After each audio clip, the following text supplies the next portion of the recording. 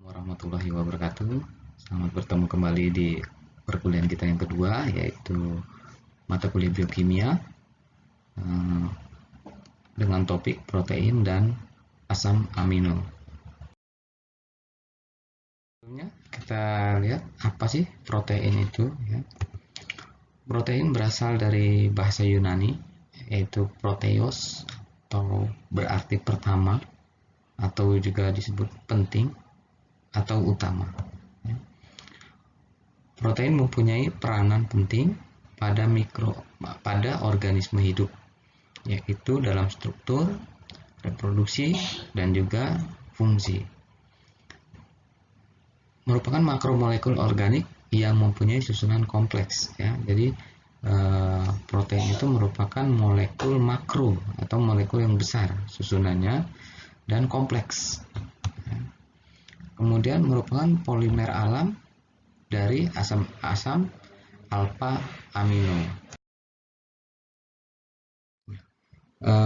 Ini merupakan struktur protein. Jadi protein tersusun dari rantai asam amino. Diklasifikasikan berdasarkan urutan asam amino pada rantainya. Yang pertama adalah peptida. Ini peptida, yaitu asam amino kurang dari 50. Contohnya adalah dipeptida, terdiri dari 2 asam amino. Tripeptida, 3 asam amino, dan poli, lebih dari 10 asam amino. Kemudian yang selanjutnya adalah protein yang lebih dari 50 asam amino. Umumnya adalah 100 sampai dengan 10.000 asam amino. Rantainya disusun oleh DNA spesifik. Asam amino terdiri dari karbon, hidrogen, oksigen, dan nitrogen. Kemudian ciri-ciri protein. Apa saja ciri-ciri yang untuk mengetahui protein? Yang pertama adalah BM atau bobot molekul. BM-nya besar, terdiri dari ribuan sampai dengan jutaan, sehingga merupakan suatu makromolekul atau molekul yang besar. Terdiri dari 20 asam amino yang berkaitan secara kovalen satu dengan yang lainnya. Strukturnya tidak stabil terhadap beberapa faktor. Misalnya ini adalah pH, kemudian radiasi, temperatur, pelarut organik, bisa alkohol atau aseton, dan deterjen.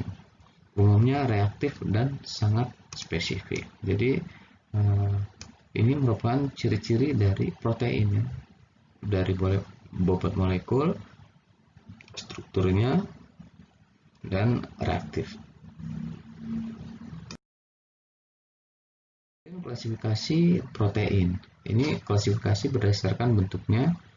Yang pertama adalah protein globular, atau protein yang bentuknya bulat, globe atau bulat, karena rantai polipeptidanya berbentuk melingkar. Contohnya apa saja? Ini kita bisa lihat contoh-contoh protein globular atau yang berbentuk bulat. Ada albumin, globulin, kemudian proteohormon dan proteoenzim. Kemudian yang selanjutnya adalah protein fibrosa, fibros, protein yang bentuknya memanjang karena rantainya memanjang. Kalau yang globular dia melingkar, kalau yang fibros ini dia rantainya memanjang.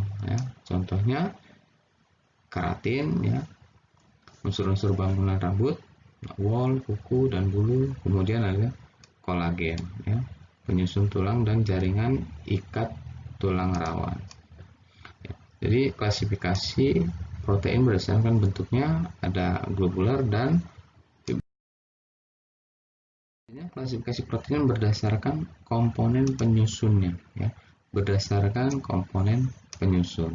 Ada apa saja? Yang pertama adalah protein sederhana, hanya tersusun atas asam amino, alfa amino, dan karena itu pada hidrolisnya juga hanya diperoleh asam-asam amino penyusunnya saja. Contohnya adalah albumin dan globulin.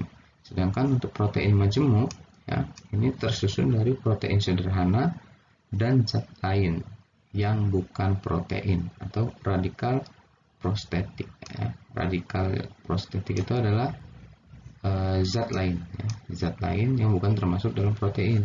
Contohnya ada fosfoprotein, nukleoprotein, lipoprotein, dan mukoprotein.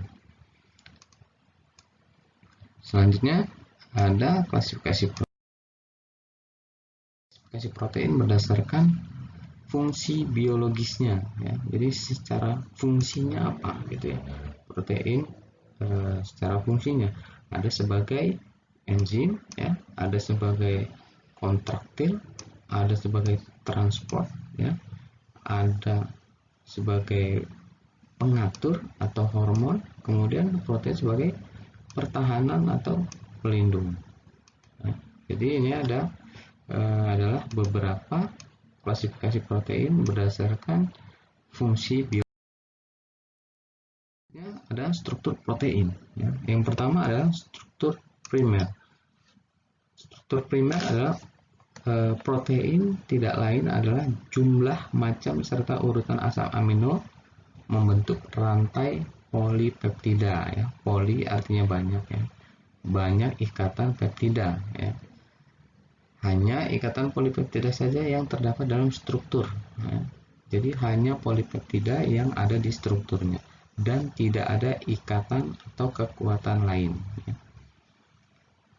Ini adalah struktur primer. Selanjutnya struktur sekunder, ya. Struktur sekunder dari protein atau lebih dikenal dengan struktur helix, ya. Ini struktur helix atau struktur sekunder terjadi karena adanya ikatan hidrogen antar atom oksigen dari radikal karbonil. Tadi, ya, radikal itu adalah unsur lain, ya. Unsur yang lainnya, radikal karbonil dengan atom hidrogen dari radikal N dan H yang terdapat dalam rantai polipeptida. Jadi ada ikatan lainnya. Kalau sekunder tadi ada ikatan lain, ya. Kalau primer tanpa ikatan lain atau tanpa ikatan radikal. Selanjutnya tertier, ya. Tertier itu apa? Adalah protein yang terbentuk dari lipatan rantai spiral atau wiru, ya, suatu rantai polipeptida. Jadi membentuk lipatan rantai spiral atau wiru dari rantai polipeptida tersebut, ya, sehingga membentuk protein globuler, ya. Jadi membulat, ya. Jadi globuler adalah protein yang bentuknya bulat. Kemantapan dari struktur ini didukung oleh ikatan elektrostatistik, ya. Kemudian ikatan hidrogen, ikatan sistem, dan interaksi hidrofobik, ya. Selanjutnya struktur kuartener, ya. Protein dibentuk oleh dua atau lebih rantai polipeptida. Jadi ada dua atau lebih rantai polipeptida yang saling dihubungkan oleh ikatan elektrostatistik dan ikatan hidrogen. Jadi polipeptidanya dihubungkan oleh elektrostatistik dan ikatan hidrogen. Protein dengan struktur kuarter ini sering disebut oligomer, ya. Oligomer. Dan bagian-bagian pembentuk oligomer disebut protomer atau monomer. Jadi itu adalah struktur protein pada struktur kuartener. Selanjutnya asam amino, ya. Asam amino itu ini, ya, kurang lebih seperti ini strukturnya, gambarnya. Ada N, ada H, ada COOH, ya. Kemudian ini struktur asam amino bisa 20 sampai 21 macam asam amino penyusun protein.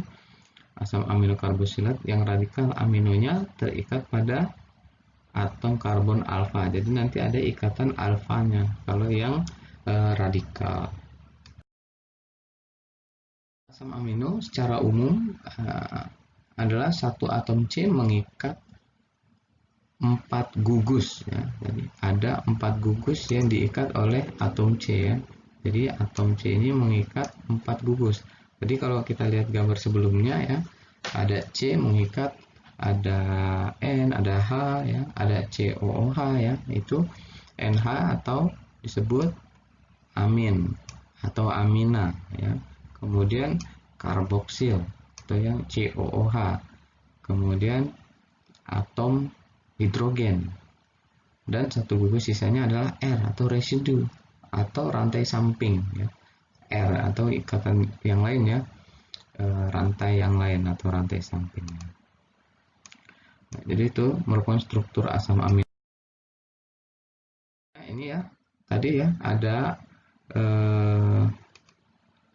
ini grup amin atau NH tadi ya, grup amin. Kemudian ada H-nya ya. Kemudian ada COOH atau grup asam ya, acid group. Nah, ini adalah yang di sini adalah atom C-nya. Jadi asam amino strukturnya adalah atom C yang berikatan dengan amin ya, grup amin hidrogen dan grup asam atau karbonil tadi ya.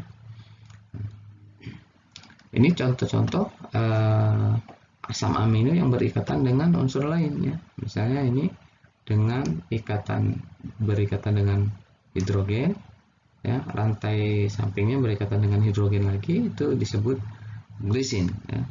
Sedangkan yang ini ya, ini berikatan dengan unsur lain juga ya, selain yang tadi ya. Ini side chain atau rantai samping tadi ya, atau R-nya ini berikatan dengan H, CH2, COOH ya, atau bisa disebut aspartic acid atau ASP. Kemudian ini ya berikatan dengan gugus ini ya, disebut penilalanin atau PE. Jadi rantai samping yang mengikat asam amino tersebut akan menyebabkan bentuk yang lain. Kemudian asam amino esensial. Apa sih asam amino esensial? Asam amino esensial itu asam amino yang dibutuhkan oleh tubuh dan tidak dapat disintesa dalam tubuh ya. Dibutuhkan tetapi tidak dapat disintesis atau tidak dapat dibuat gitu ya.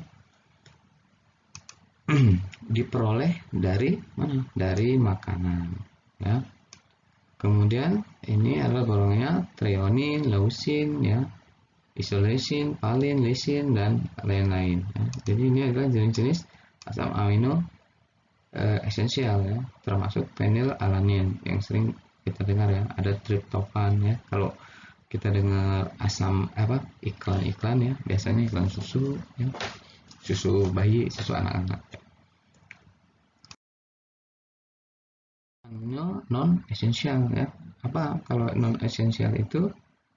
Lihat ya, dibutuhkan oleh tubuh dan tubuh dapat mensintesis sendiri ya, dapat membuat sendiri melalui reaksi biokimia, tapi rumit ya, lebih rumit.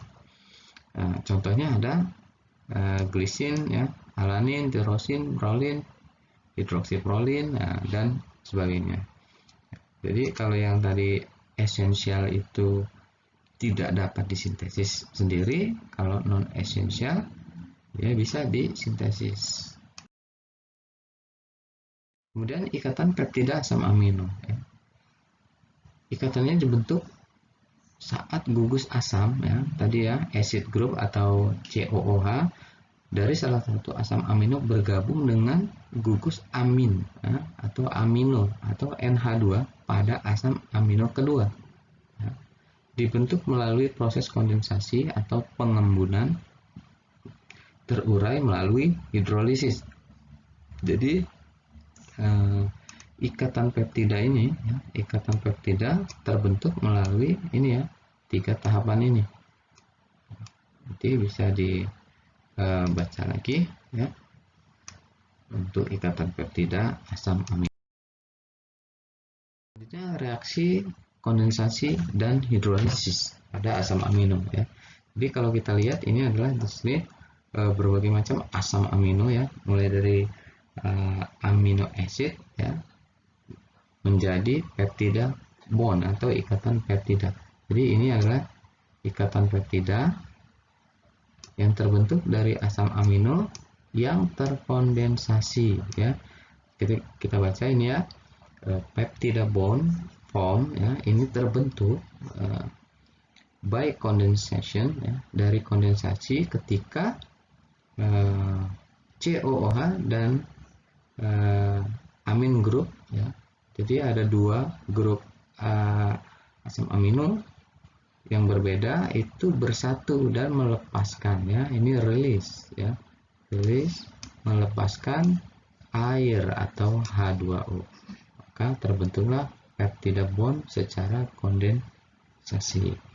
Sedangkan untuk hidrolisis ini ya, kalau hidrolisis dari dua peptida ya, dipeptida, ketika peptida bond ya, ikatan peptida ini broken ya, terpecah dari proses hidrolisis dan masing-masing mengikat H dan OH ya, hidroksil dan hidrogen ya, terpecah, yang satu mengikat OH, yang satu mengikat H ya, atau hidrogen, sehingga terbentuklah reaksi hidrolisis pada ikatan peptida atau ikatan asam amino. Oke, ya. Jadi itu adalah proses pembentukan reaksi kondensasi dan hidrolisis pada ikatan peptida. Jadi secara kesimpulannya esensial, non esensial, dan kondisional. Jadi esensial itu apa? Harus dikonsumsi dalam makanan. Non esensial tidak dapat disintesis ya. Jadi ini kesimpulannya tadi ya, kalau dia esensial ya, itu tidak bisa disintesis, jadi harus mengkonsumsi ya, diperoleh dari makanan. Kalau yang non esensial bisa dia dibentuk dalam tubuh melalui sintesis.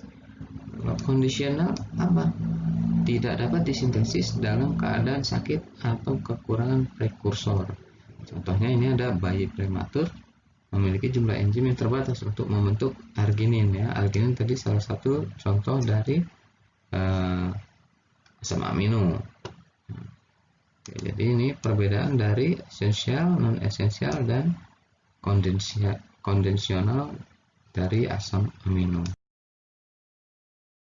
Nah, ini perbedaan-perbedaan atau jenis-jenis asam amino ya, jenis asam amino secara asam amino esensial dan non esensial ya.